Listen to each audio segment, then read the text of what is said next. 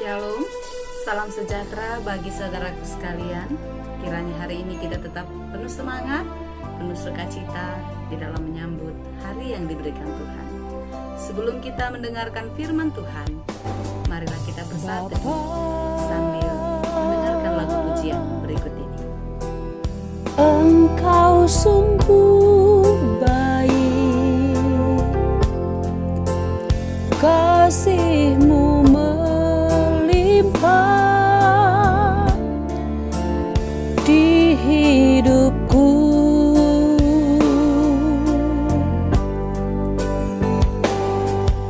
Bapa, ku berterima kasih,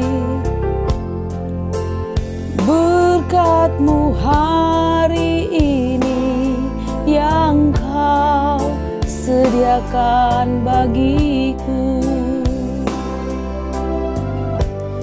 Ku naikkan syukurku buat hari yang Kau beri. Tak habis-habisnya kasih dan rahmat-Mu, selalu baru dan tak pernah terlambat. Pertolongan-Mu besar, setia-Mu di sepanjang hidupku. Kiranya kasih karunia dan damai sejahtera dari Allah Bapa dan dari anaknya Tuhan Yesus Kristus menyertai saudara sekalian. Amin. Firman Tuhan untuk kita pada hari ini, Rabu 28 Juli 2021, tertulis dalam kitab Amsal 24 ayat 3-4. Demikianlah dikatakan, dengan hikmat rumah didirikan, dengan kepandaian itu ditegakkan, dan dengan pengertian kamar-kamar diisi dengan bermacam-macam harta benda yang berharga dan menarik. Demikianlah dikatakan. Saudaraku yang dikasihi Tuhan Yesus Kristus, kalau kita melihat sebuah bangunan yang sangat megah, sangat indah, tampak dari luar atau dari depan, lalu ketika kita masuk ke dalam, kita melihat suatu ruangan kosong, tidak ada kamar, tidak ada ruangan. Apa yang di dalam pikiran kita? Oh ya, ini mungkin gedung serbaguna. Oh, ini mungkin gedung olahraga. Pasti begitu ya. Tidak ada mungkin di antara kita yang akan berpikir kalau itu adalah sebuah rumah. Rumah di mana tempat tinggal ayah, ibu, anak. Ya, rumah adalah tempat tinggal, tempat beristirahat, tempat seseorang untuk menjemput kekuatan baru, menjemput kebahagiaan, hidup bersama-sama dengan keluarganya. Saudara-saudara yang dikasihi Tuhan Yesus, kalau kita lihat rumah kebanyakan terdiri dari beberapa ruangan. Tidak ada rumah yang jadi seperti itu lalu kosong melompong, tidak ada kamar, tidak ada ruang makan, tidak ada dapur, tidak ada kamar mandi dan lain sebagainya. Tentu rumah yang baik adalah memiliki kamar tidur, memiliki dapur, memiliki kamar mandi, ya. Oleh karena itu, setiap rumah pasti ada ruang-ruang yang ada di dalamnya. Lalu bagaimana kegunaan ruang itu masing-masing bisa dimanfaatkan, dinikmati oleh orang yang tinggal di dalam rumah itu? Tentu tidak seperti itu saja. Ada barang-barang yang harus ditempatkan pada tempatnya, sehingga kegunaan ruangan itu baik dan tepat adanya. Misalnya saja, kursi tamu. Kursi tamu pasti diletakkan di sebuah ruang tamu, tidak mungkin dia diletakkan di kamar tidur. Demikian sebaliknya, tempat tidur ditempatkan di ruang tamu. Tidak. Tetapi tempat tidur ada di ruang tidur, kursi ada di ruang tamu, kompor ada di dapur, dan lain sebagainya. Semua berisi sesuai dengan tempatnya, sesuai dengan kegunaannya. Demikianlah rumah yang baik yang bisa dinikmati untuk tempat tinggal, tempat menjemput kekuatan, tempat menjemput kebahagiaan bersama-sama dengan keluarga.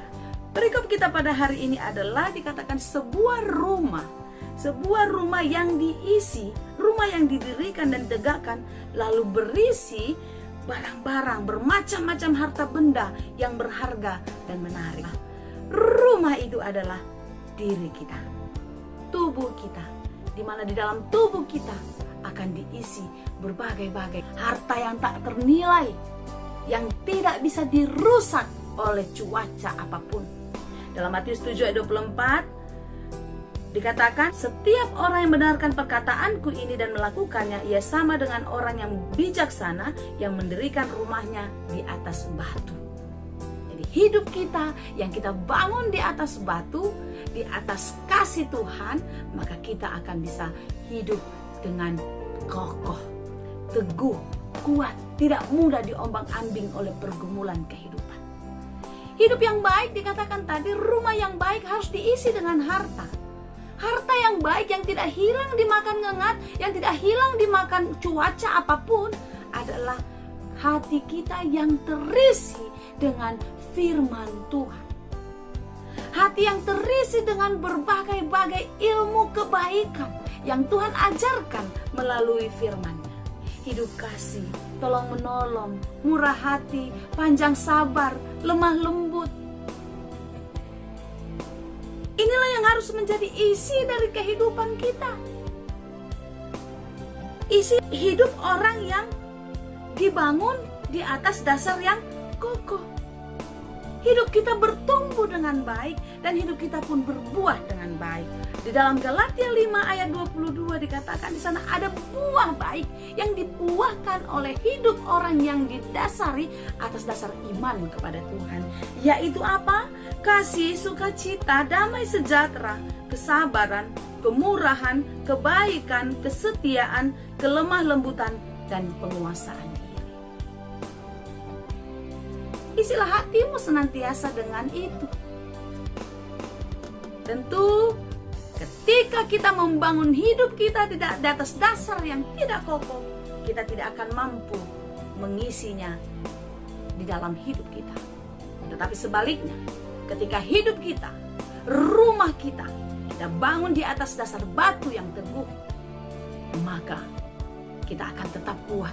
Kita akan dimampukan untuk hidup di dalam firman Tuhan. Hidup berbuah setiap hari.